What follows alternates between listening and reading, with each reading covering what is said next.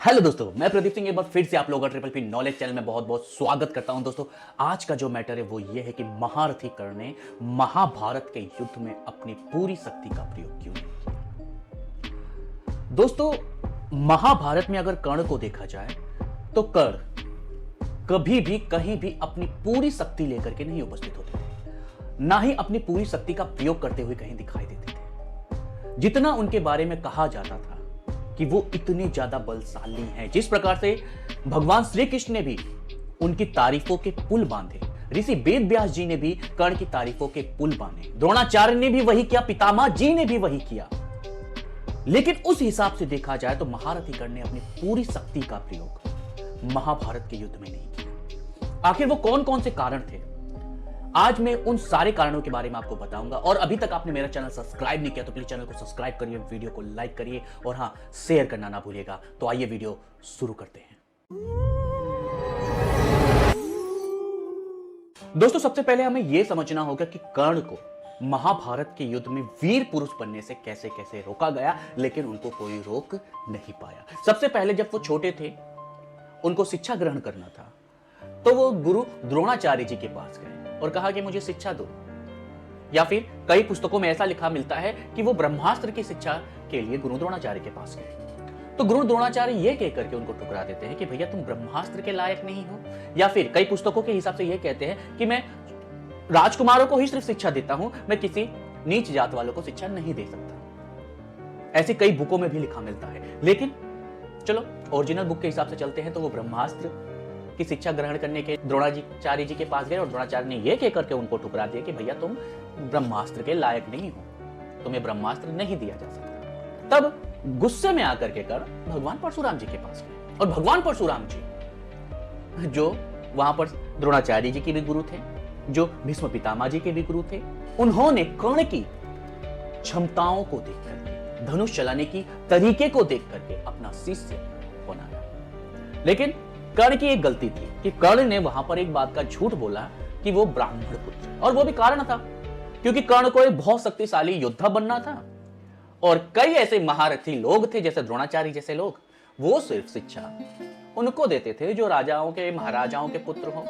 जो बहुत पैसा उनको दे सके, जो उनका मान सम्मान बढ़ा सके। लेकिन कर्ण के पास वो सब नहीं था कि वो उन सभी चीजों को प्रदान करता, द्रोणाचार्य जी को या अन्य गुरु को। तो वो एक ऐसे भगवान के पास गए जहां भले से उनको झूठ बोल करके शिक्षा ग्रहण करनी पड़ी, लेकिन वो शिक्षा के लिए, एक अच्छे चीज के लिए झूठ बोले और उनके सामने धनुर्विद्या की शिक्षा ग्रहण की। चलो, ये तो ठीक था।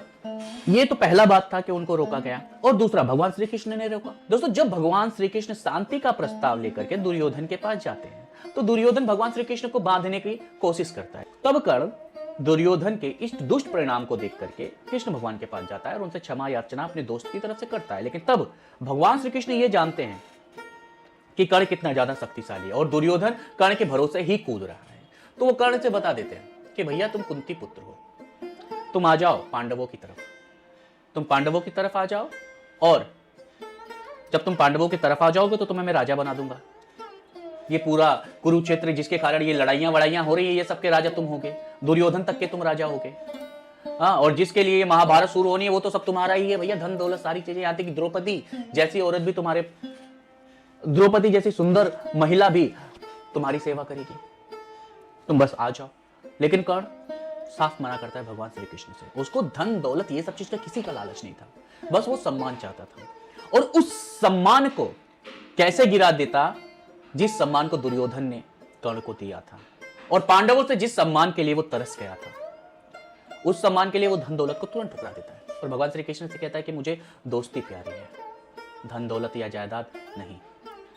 लेकिन अब वहां पर कर्ण के दिमाग में ये बात आ जाती है कि भैया जो सामने मेरे है पांचों पांडव, वो मेरे भाई हैं। तो उन्होंने कभी भी ऐसे हथियार का प्रयोग महाभारत के युद्ध में नहीं किया जिससे कि पांडवों को कोई हानि पहुंचती।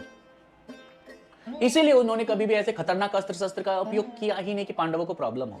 17वें दिन उन्होंने चारों पांडवों को हरा दिया था, बंदी बना लेते, युधिष्ठिर को भी हरा दिया था। अगर वो चाहते तो युधिष्ठिर को डायरेक्ट मार देते, बंदी बना लेते, खुद राजा बन जाते, जीत जाते युद्ध, क्या कर लेते अर्जुन। लेकिन उन्होंने युधिष्ठिर को पकड़ लिया क्योंकि युधिष्ठिर राजा थे, तो उनको छोड़ दिया कि भैया उनको पता था कि अगर युधिष्ठिर को बंदी बना लिया और हरा दिया युद्ध तो वैसे ही महाभारत का युद्ध खत्म हो जाना है। लेकिन वो छोड़ देते हैं क्योंकि उनका दिमाग में था कि भैया चलो आगे, हम निकलते हैं, हमें अपने भाइयों को मारना नहीं है। और दोस्तों 16वें दिन के युद्ध की बात करते हैं। इस युद्ध में दोस्तों कर्ण के बेटे वृषसेन को धोखे से मारा जाता है। किसके द्वारा? भीम के द्वारा, अर्जुन के द्वारा, नकुल और सहदेव के द्वारा। युधिष्ठिर उसमें नहीं होता, जिसके कारण गुस्सा होकर के वो जब रणभूमि में अपना सबसे खतरनाक धनुष विजय को उठाते हैं तो उससे पहले ही भगवान श्री कृष्ण कुंती को भेज देते हैं, जाओ और अपनी ममता का थोड़ा सा आंचल फैला दो कर्ण के सामने और उनको बता दो कि तुम मेरे ही पुत्र हो और तुम मेरी तरफ आ जाओ। अब भगवान श्री कृष्ण के ऐसा कहने पर कुंती चली जाती हैं डायरेक्ट कर्ण के पास बिना कुछ सोचे और अपनी ममता का पूरा बाहर दिखा देती हैं, रोती हैं, ये कहती हैं कि तुम मेरे पास आ जाओ, तुम मेरे पुत्र हो, तुम मर जाओगे तो क्या होगा। और तो एक बात समझो दोस्तों, जब कर्ण को गुस्सा है पूरी तरीके से कि अब तो मैं मेरे बेटे को जैसे इन लोगों ने मारा उस हिसाब से अब तो मैं इन लोगों को खत्म कर दूंगा, उसी समय कुंती चली जाती है कर्ण के पास और रोती हैं, अपना ममता दिखाती हैं कर्ण को, जिससे कि कर्ण धीरे से पिघल जाता है और कुंती को यह वचन दे देता है कि जाओ, आपके 5 पुत्र जिंदा रहेंगे और मुझे लेकर के तो 6 पुत्र है ना, आपके 6 पुत्रों में से 1 पुत्र तो जरूर मरेगा और आपके 5 पुत्र जिंदा होंगे।